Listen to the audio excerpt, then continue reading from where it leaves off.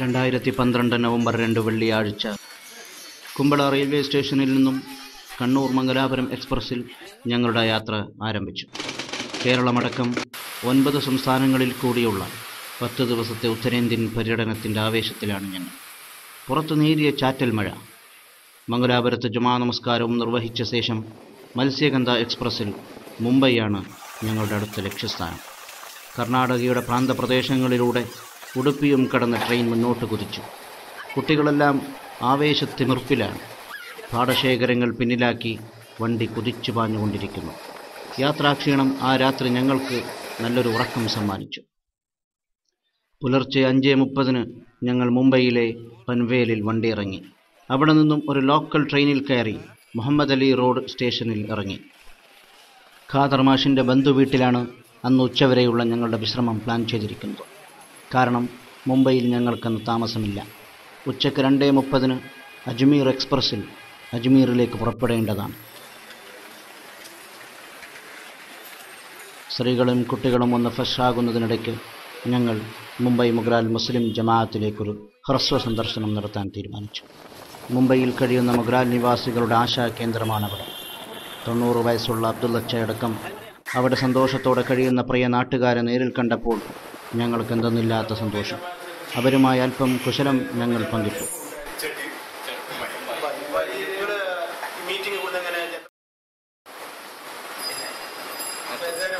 അജ്മീറിലേക്ക് വണ്ടി പുറപ്പെടാൻ ഇനിയും 4-5 മണിക്കൂറുകളുണ്ട്. അതിനിടയ്ക്ക് ഇന്ത്യ ഗേറ്റ് ഒന്ന് കാണാൻ ഞങ്ങൾ പുറപ്പെട്ടു. നാട്ടിൽ നിന്ന് അന്യം നിൽക്കുന്ന ഫിയറ്റ് കാറുകളാണ് മുംബൈയിലെ പ്രധാന ടാക്സി വാഹനങ്ങൾ. ഇന്ത്യയുടെ ഈ വാണിജ്യ തലസ്ഥാനത്ത് പതിവ് പോലെ വൻ തിരക്ക് തന്നെ. 10 മിനിറ്റ് കൊണ്ട് എത്തിപ്പെടേണ്ട സ്ഥലത്തേക്ക് ട്രാഫിക് ജാം കാരണം അരമണിക്കൂറിൽ കൂടുതലെടുത്തു. മുംബൈ നഗരം ഒന്ന് വിശാലമായി കാണാൻ അതുവഴി ഞങ്ങൾക്ക് സാധിച്ചു. CST സ്റ്റേഷനും മുംബൈ ഹൈക്കോടതിയുമൊക്കെ പിന്നിട്ട് ഞങ്ങൾ ഇന്ത്യ ഗേറ്റിലെത്തി. 2008 ഭീകരാക്രമണത്തിനു ശേഷം കനത്ത സുരക്ഷാ കാവലിലാണ് ഇന്ത്യ ഗേറ്റും താജ് ഹോട്ടലും പരിസരവുമൊക്കെ. മെറ്റൽ ഡിറ്റക്ടറിൽ പരിശോധനയും കഴിഞ്ഞ് ഞങ്ങൾ മുമ്പോട്ട് നീങ്ങി.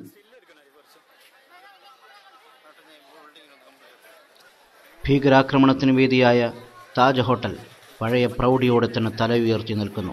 അതിൻ്റെ പ്രതാപത്തിനൊരു മങ്ങലുമേറ്റിട്ടില്ല.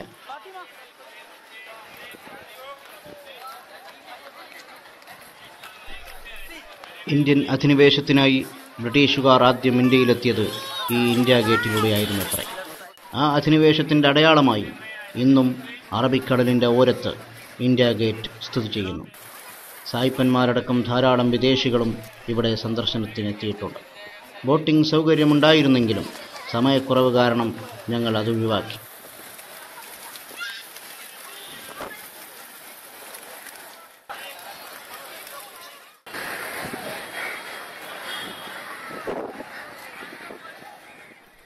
തിരിച്ച് റൂമിലേക്ക് പുറപ്പെടുന്നതിന് മുമ്പ് മറൈൻ ഡ്രൈവ് കൂടി ഒന്ന് കണ്ടുപോകാമെന്ന് തീരുമാനിച്ചു. മഹാരാഷ്ട്ര നിയമസഭാ മന്ദിരവും മറ്റു സർക്കാർ സ്ഥാപനങ്ങളൊക്കെ പിന്നിട്ട് ഞങ്ങൾ മറൈൻ ഡ്രൈവിൻ്റെ പ്രധാന ഭാഗത്തെത്തി. മുംബൈയിലെ ഏറ്റവും മനോഹരവും ഏറ്റവും വൃത്തിയുമുള്ള ഭാഗമാണ് ഈ മറൈൻ ഡ്രൈവ്. ഇന്ത്യയുടെ മുക്കുമൂലകളിൽ നിന്നുള്ള ലക്ഷക്കണക്കിന് ആളുകൾക്ക് ആശാകേന്ദ്രമായ മുംബൈ മഹാനഗരത്തിൻ്റെ സൗന്ദര്യം ഈ മനോഹരമായ കടൽ തീരത്ത് പ്രതിഫലിച്ച് കാണാം. ഒരൽപ്പം വൈകിപ്പോയതുകൊണ്ട് 2:30 ഓടിക്കതച്ചാണ് ഞങ്ങൾ ദാദർ റെയിൽവേ സ്റ്റേഷനിൽ എത്തിപ്പെട്ടത്. 2:35 പുറപ്പെടേണ്ട അജ്മീർ എക്സ്പ്രസ് 3 മണിയായപ്പോഴാണ് നീങ്ങിത്തുടങ്ങിയത്. ഇനി നാളെ രാവിലെ 8 മണി വരെ വീണ്ടും ട്രെയിനിനകത്ത് തന്നെ കഴിച്ചുകൂട്ടണം. കേരളവും കർണാടകയും ഗോവയും കഴിഞ്ഞ് മഹാരാഷ്ട്രയിലൂടെയാണ് ഞങ്ങളുടെ സഞ്ചാരം. കുറച്ചു ദൂരം പിന്നിട്ടാൽ ഗുജറാത്തിലേക്ക് പ്രവേശിക്കും. പിന്നെ ദീർഘനേരം ഗുജറാത്തിലൂടെ സഞ്ചരിച്ച് അജ്മീർ സ്ഥിതി ചെയ്യുന്ന രാജസ്ഥാനിലേക്ക് കടക്കും.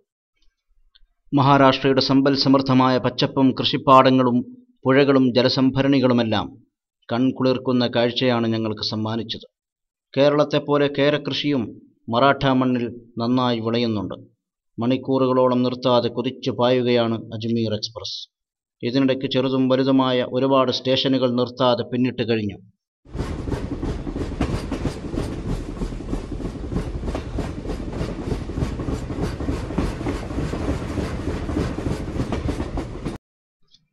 നരേന്ദ്രമോദിയുടെ പോസ്റ്ററുകൾ കണ്ടപ്പോൾ വണ്ടി ഇപ്പോൾ ഗുജറാത്തിലൂടെ സഞ്ചരിക്കുകയാണെന്ന് മനസ്സിലാക്കാൻ പറ്റി. ഗുജറാത്തിലെ വികസനം വെറും നഗരങ്ങളിൽ മാത്രമാണെന്ന് തീർത്തും അപരിഷ്കൃതമായ ഇത്തരം ചേരികൾ നമുക്ക് മനസ്സിലാക്കിത്തരുന്നു. പാവങ്ങൾക്ക് ഒരു മാറ്റവും മോഡിയുടെ വികസനം കൊണ്ടുണ്ടായിട്ടില്ല. ഇടിഞ്ഞു വീഴാറായ പഴഞ്ചൻ കെട്ടിടങ്ങൾ ദീർഘനേരം ഞങ്ങളുടെ ദൃഷ്ടിപഥത്തിലൂടെ കടന്നുപോയി. സമയം ഇരുട്ടിത്തുടങ്ങി.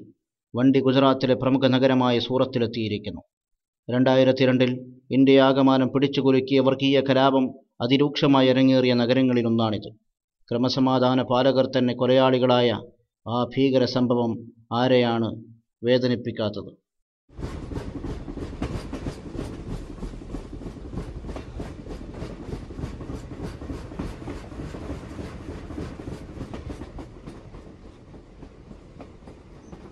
അജ്മീറിൻ്റെ പ്രകീർത്തന കാവ്യങ്ങളും ഉരുവിട്ടുകൊണ്ട് ഒരു ഖവാലി ഗായകൻ ഞങ്ങളുടെ കമ്പാർട്ട്മെൻറ്റിൽ കയറി.